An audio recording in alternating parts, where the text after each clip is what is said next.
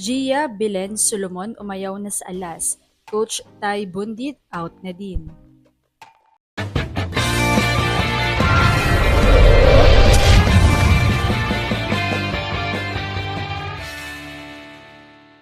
What's up, Volleyball Nation? Welcome back to my YouTube channel. Narito ako para magbigay sa inyo ng updates tungkol sa mundo ng volleyball.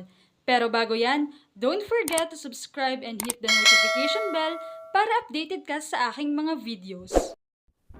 Patuloy na pinoproblema ng Alas Pilipinas ang availability ng mga manlalaro. Wala ng isang buwan bago ang 2026 AVC Women's Volleyball Cup sa Candon City.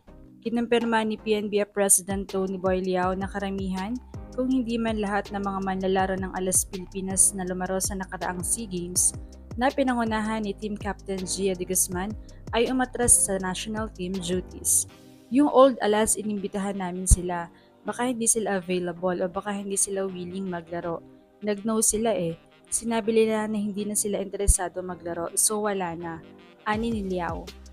Yung mga naglaro sa SEA Games, inimbitahan namin silang lahat. Sinabi nilang hindi na sila maglalaro. Dagdag pa niya. Bukod kay De Guzman, ibinunyag din ni Liao na sina Bella Belen, Alyssa Solomon at Mandy Madayag ay nagdesisyon na ring laktawan ng Alas duties para sa nalalapit na AVC Women's Volleyball Cup.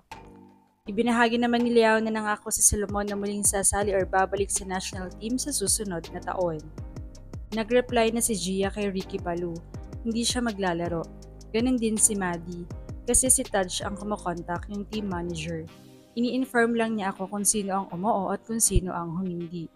Kahit si Belen nag-no, si Solomon naman daw next year na lang, sabi niya.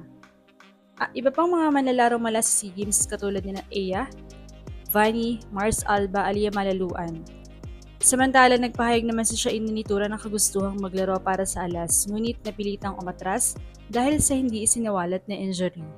Nagpakita rin si Justin Nazareno ng interes na sumali sa national team, bagamat hindi pa siya formal na nakakapag-commit sa programa. Si Nitura naman injured pero gustong maglaro. Yung Akari, Alba, Sharma, Hazareno walang reply. Pero nakausap ko si Hazareno sa Candon noong All-Star. Willing siyang maglaro. Pagbabahagi ni Liao. Dagdag pa niya, napatuloy pa rin ang pakikipag-usap ng Federation sa De La Salle University hinggil sa posibleng pagsali niya na Angel Canino, Shavana Laput at Amy Probido. Dahil dito inaasahang magpapadala ang PNBF ng ikalawang batch ng invitations sa mga PBL at collegiate players upang makumpleto ang roster ng Alas Pilipinas bago ang AVC Women's Volleyball Cup. Definitely magdadagdag kami kasi ngayon 11 to 12 players pa lang kami. Kaya ang plano talaga ay magkaroon ng pool na 20 hanggang 25 players. Mag-uusap kami ng mga coaches at ni Coach Ty. Samantala, hindi makakasama si Alas Pilipinas Head Coach Ty Bundit sa AVC Women's Volleyball Cup matapos masangkot sa isang freak car accident sa Thailand. Ibinahagi ni PNBR Federation President na ang hindi magandang balita sa isang meeting kasama ang mga manlalaro kabilang sa national team pool noong Webes. Si Bundit na umano'y nabangga ng isang sasakyan habang pauwi mula sa kanyang restaurant ay nagtamo ng open medial malleus fracture at inaasahang hindi makakapagtrabaho sa loob ng susunod na 2 hanggang 3 buwan. Nasasaklaw sa malaking bahagi ng national team window. Hindi pa natutukoy ng PNBF kung sino ang hahalili kay Ty habang siya ay nagpapagaling.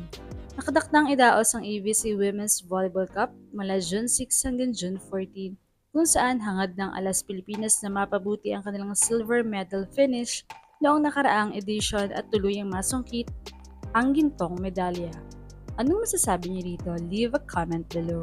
Thank you for watching and don't forget to subscribe.